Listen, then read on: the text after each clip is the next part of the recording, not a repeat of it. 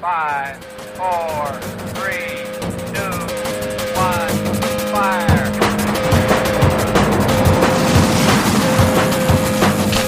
The only thing we have to fear is fear.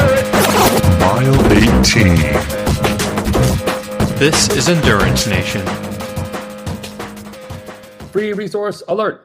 Did you know that Endurance Nation created the 4 keys of racing execution? That's right, the seminal framework that people use to put structure into an otherwise unorganized and chaotic race day. We created it back in 2009. I've been honing that process ever since across all manner of sport and work as well. Our athletes use it in all aspects of their lives. It's an opportunity for you to use a framework that boils down the most complex situations into critical steps that you can follow and prepares you for the challenges that exist on race day. We have this framework. It's available for you. It's free. You can actually go online. If you go to endurancenation.us/4 keys, that's all written out, FOUR keys. You'll get an opportunity to download a free resource that explains the 4 keys to you, including a video from me, Coach Patrick, outlining how you can use it and opportunities to access even deeper resources down the line. This is your chance to break out of the chaos. If you've had bad races, messed up races, made simple mistakes, really wish when you cross the finish line that you can get that 30 minutes back, now you can. Plan ahead. Get the 4 keys at endurancenation.us/4 keys. Endurance Nation.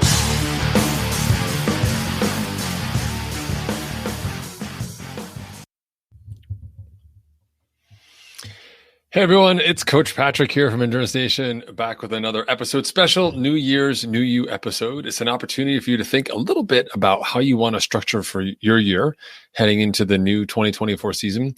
And there's lots of opportunities for you to think about growth. And one of the best ways to do that is to align yourself with people, with programs, who are already walking those steps, who already have a path in place to sort of achieve the goals that you're setting out to do. So not necessarily you can sign up and say, hey, outsource my goals to you. I want to run this marathon. We just take care of everything and then I just show up and run the marathon.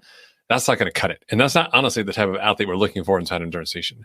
But if you're looking for a different way of training, a different way of achieving your goals after several years of sort of trying the same old way, or just, always running into those same problems, always having injuries in March, never having that race performance you need, unable to taper, just not seeing the races that you want. You put in the work all the time, but it's not getting the outcomes that you want. It's time to mix things up. Endurance Nation has a great way to do that. And 2024 is a better time, as good a time as any to sign up.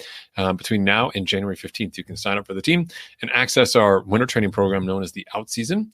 It's a 14-week protocol designed to help you get super strong and fast. The idea being we add fast before far.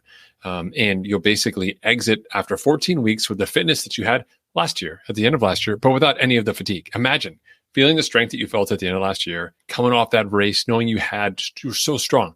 Couldn't really do much about it because you're also so tired. So let's bring that fitness back. Let's do it by the early quarter, end of the Q1 of this year, maybe mid Q2, and then set you free to go forth and take new adventures, build new fitness on top of that, do great stuff, right? And so the way that we do it is we rest appropriately at the end of every season.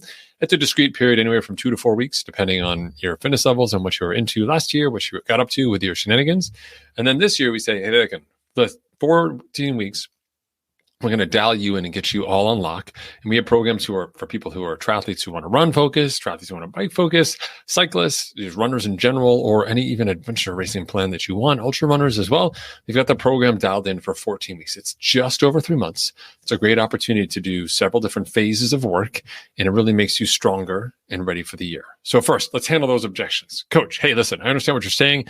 I want to be better, but what about these people out here who are talking about base training, like zone 1, zone 2, there's like heart rate caps. There's all sorts of things that I need to do. I've got to be in like fitness jail and not do hard stuff right now. What's the story? Hey, listen. So my perspective on that is pretty straightforward. Do you need to build base to become a successful endurance athlete? Yes, you do. For sure. And the more base you have, the better. This is why you see athletes who've been doing endurance sports for 5 years, 10 years, 15 years, 20 years, carrying a significant advantage. It's not because they just do more miles than you every single year. It's because they've done more lifetime miles than you ever. So if you ask yourself about the base fitness that you have, a large part of your base fitness is what you did last year. So if you had a decent last year, then you've already got some great base in your system. Now, if you didn't have a good last year and you're starting off from complete scratch, then that's another story all together, and we can help you get back on track. But what I'm talking about here is for athletes who had a good year last year, felt pretty good about it, put in anywhere from 400 to 600 hours of total training right across the entire month, right? So it's like, hey, And you think about it, you take say that's 600 hours, and we'll divide that by 12 months. That's 50 hours in a month. And we take that 50 hours a month. We say, let's divide that by 30 days. See, that's 1.6 hours on average a day. That's a pretty high end level of fitness for an athlete. But if you break it down even further, you say, okay, 1.6 hours per day, that's not crazy, especially if I do 1 hour a day and then I'm ending up doing like 4 or 5 hours on the weekend. That actually kind of works out pretty well, which is where most of our athletes fall, which is to say they invest their volume on the weekend that fits their schedule, and they're really time bound and focused during the week. And you can be successful in that regard. In fact, you can even turn that time limitation into a strength by leveraging intensity. And that's what we do in the winter. Well, wait a minute, coach. Doing intensity in the winter is terrible. Like I'm going to peak too soon and then I'm going to crash later. Well, if you did intensity all year, you didn't vary the intensity. We didn't introduce intermittent volume. We didn't have the appropriate amount of rest built in. If we didn't have diversification of training programs, focus in different areas across the course of the year, for sure. Yeah, agreed. If you did the same thing every day for the entire year, didn't let your body recoup, you would absolutely achieve burnout. That's not what we're doing here. But we're saying that, hey, with 14 weeks of focused training, 2 rest days a week, 2 rest weeks during that 14 weeks, during the time which we test and so on, make sure you're on the right track, that we can customize a trajectory for you across the year that's actually significantly better than you've ever had before.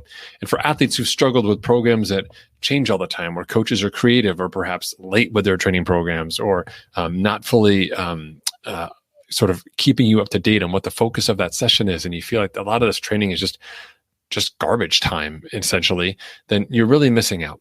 You can be a great athlete and not have tons of garbage time in your schedule, but have volume that's when it's meant to be volume, it's volume, and you're on and you're dialed in. But the other times you're saying, no, it's not volume. If I can get the work done in an hour, why would I take 2 hours to do that work? I mean, maybe if there was a destination you wanted to go to or some people you wanted to spend more time with, that's an altogether different conversation. But if it's Thursday and you could do 2 hours worth of work in an hour, let's get it done in an hour so you can have a proper Thursday. You can do all the other things that really matter to you and not just have it be a conversation around I'm an endurance athlete and endurance wins all the time. Okay. So something for you to think about. All right. So as we go into the out season, there's some other elements that I want to talk a little bit about. I want to get back to that fast before far methodology because it is a paradigm shift for a lot of athletes. And one of the reasons why it works for endurance athletes in particular is that when the traditional sort of BOMPA model of periodization is meant to say that you do all this aerobic training, and then as you get closer to your season, you start adding some intensity and you get more and more race specific to have that peak fitness and strength. But reality is that for most of us with our endurance events, the race specificity is the volume, right? So if you need to be able to ride, say, 6 hours for an Ironman or to run 3 hours for a marathon at a steady pace, that's your goal. So running long and running at a sustained pace is something that you're going to work towards in the year. So there's lots of different ways you could do it. And the way that we recommend that you do it is by saying, hey, let's get really strong now when we don't have volume constraints on your season. So we're 3 months away from needing to worry about doing a long run. Why would we start running longer now? If you start playing that game, you've got to raise that long run up to continue seeing value and seeing adaptations in your system. Or if you can't raise that single run, raising 2 runs during the week, all of a sudden you're doing multiple long runs. And then you get to your season. It's like, I'm really tired of it doing all these miles. Like, well, if you're not injured, now's the time to start working in some intensity. Be like, I got all this fatigue in my system. So just understand the role that fatigue plays across your entire year. We say, let's make you faster and stronger now. Let's do the work that makes you like legitimately stronger. We'll look at your fitness, your threshold for the bike or the run or whatever it may be.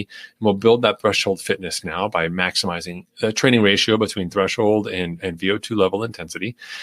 We give you plenty of time to rest. You come out of those 14 weeks with some great threshold numbers. So we basically have raised the tide. And on top of that, we can start putting in the endurance miles as we move into season. So for example, if you are a 10-minute mile runner, 10 minutes per mile.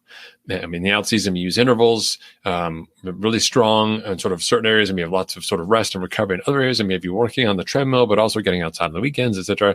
And across the course of this 14-week out season, we take your pace from 10-minute miles, sort of from a threshold like 5K run pace, right? From 10-minute miles, we take you down to 9-minute miles. So we brought it down to 9-minute miles. That's fantastic. But what we did at that same time by bringing your 10-minute threshold to 9-minute miles is that we moved your long run pace, which was like 13 miles, we moved that to like 11 and a half. Which is phenomenal. We basically took a minute and a half off of every sort of baseline mile. We transitioned it over to the marathon. We say, hey, look, your old you would have run that marathon, 26 miles, at 26 times 1.5, right? Or 39 minutes slower than you can run it now because we've changed that delta. But we haven't even gotten into the benefits of what it means for you to run long and do more work. So now we can start adding some duration work on top of your high-end threshold work. And it's an adaptation procedure, a flow that's actually really effective. And adding some volume at that time is great, especially for athletes like us who are time-bound. So as your aspirational goals go up and you want to do more and more challenging endurance events, you have to be able to spend the time. But if you spend the time in training, doing all this base work, and then you move into the season, you say, oh, hey, everybody, so sorry. Now I'm not doing the base work anymore, but I'm doing just as much, if not more work for the specificity work. Something has to give. You can't do all the work in the winter and then all the work during the year as well, and stay healthy, stay married, stay employed, all of those things. So how do you achieve those goals? Well, we, again, start using that out-season protocol for intensity. And since it's far enough away from your race, even those of you who are sort of kind of on the fence and are saying, I don't know if it's going to work for me, give us 3 months. Give us a chance to do it. We'll do it. Right? Your first month inside an organization, you always get money back guarantees. You don't have to worry about that. But we'll get you dialed in and make sure you are successful. And then you can go on to the rest of your year. It's 3 months to change your mind about how your body works, how efficiency can help you be stronger, how time can be something that you can use strategically for better outcomes as an athlete, and how you can ultimately get more. Right? By being really smart early in the season about how you invest your time, it keeps you healthier, but it also allows you to sort of take advantage of time later. It's a lot easier to go to your family later and say, hey, can I get a weekend away? Which may be impossible now with the way that you've just buried them for 50 weeks a year with lots of volume and they never see you at all. To say, you know what, you're around so much. Hey, you can have a weekend. Like, who cares? Like, sure, go away. Do something. You can actually get to do more cool stuff if you're strategic about your schedule. And the last example I'll leave you with is one that really hits home for a lot of younger endurance athletes, particularly those of you who are having kids. They'll say, you know what, I had a great run. I was a great endurance athlete. I did these amazing things. Your wife says, hey, I qualified for Boston. That's great. Or maybe your husband says, hey, I did that Ironman and I'm super happy. Like, now we're going to have kids. Like, that's it. We're not going to be any better as athletes. And that couldn't be further from the truth. And having kids, I think, is a big light bulb changing moment for endurance athletes when they realize that, wait a minute, yes, I have something super important in my life right now. The most important thing that I probably ever had, that I just can't even conceive of something more important than this newborn that I have in my life, in our life as a family. And yet I can still be an athlete. I can still do some work. Can I do all the work? No, but I've got to be really focused because I really want to spend time with my newborn or with my family or whatever that may be. And it's amazing to me how athletes continue to grow on. And in fact, the majority of them actually get better and better as they move into their late 30s and early 40s, as they get better at managing sort of what it means to have a family and doing all the things that are really important, to keep your child alive as you learn all those different skills. But that people can excel over time, but they just have to change how they approach it. And that catalyst of that new child is sort of the game changer because it's non-negotiable. You can't say, well, I'll try it out, but if this thing doesn't work out for me, peace, I'm out. That's the kind of approach that we bring to all sorts of other things like diet, exercise, volume, intensity, equipment, training partners, training teams, coaches, all those things, right? When you have that forcing function of like having a new addition to your family, it's very, very different, right? You're kind of all in on that. That same approach works here with endurance, which is to say, it sounds like it's not possible. I haven't done it before. There's just no way. I only know one way, and there's no way it could possibly be different. And yet, for 20 years, we've had 500 athletes or more inside the team following the system, being successful, having fantastic races, being able to be awesome at home, awesome at work, awesome outside of sport, but also really enjoy that endurance persona. And that's what we're all about here inside Endurance Nation. So I'd encourage you to check us out again between now and January 15th. Come on over. You can apply to join the team. We're fast tracking all the applications. You can come in. You'll set up a call with me. We'll have a chance to talk. I can walk you through the process, see if you're a good fit. And if you are, we'll bring you on. We'll get started. And after January 15th, the prices do go up. We haven't had a price increase in 10 years. Hard to believe. Everything else in the world has gotten more expensive except for Endurance Nation. And for members who are on the team before January 15th, you're all set. Don't worry about it. You get to keep the rate you have right now. But for new members after January 15th, you will pay more. So do make a quick decision here. Think about it and say, is it worth it? Is it worth the checking things out. Is it worth connecting with Coach Patrick, finding out if this works for me, charting a plan, getting a season roadmap, getting an outline for my year, tuning into these weekly coach events, tuning into the weekend Discord rides, maybe going to a training camp, meeting people at a key race. All those pieces are there. We'd love to have you on the team. So think about it. Go read up on the outseason. Just Google Endurance Nation outseason, learn more.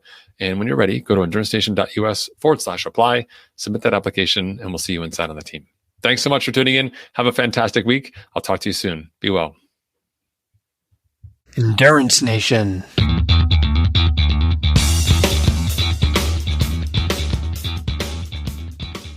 Product of the week is our Race Saver bag. Stay cooler, race faster. Have you ever been in a race? You pass an aid station and then you can't wait for the next aid station. As a runner, you're just craving it. Even though they're only a mile apart on the road, it seems that each one is getting further and further apart.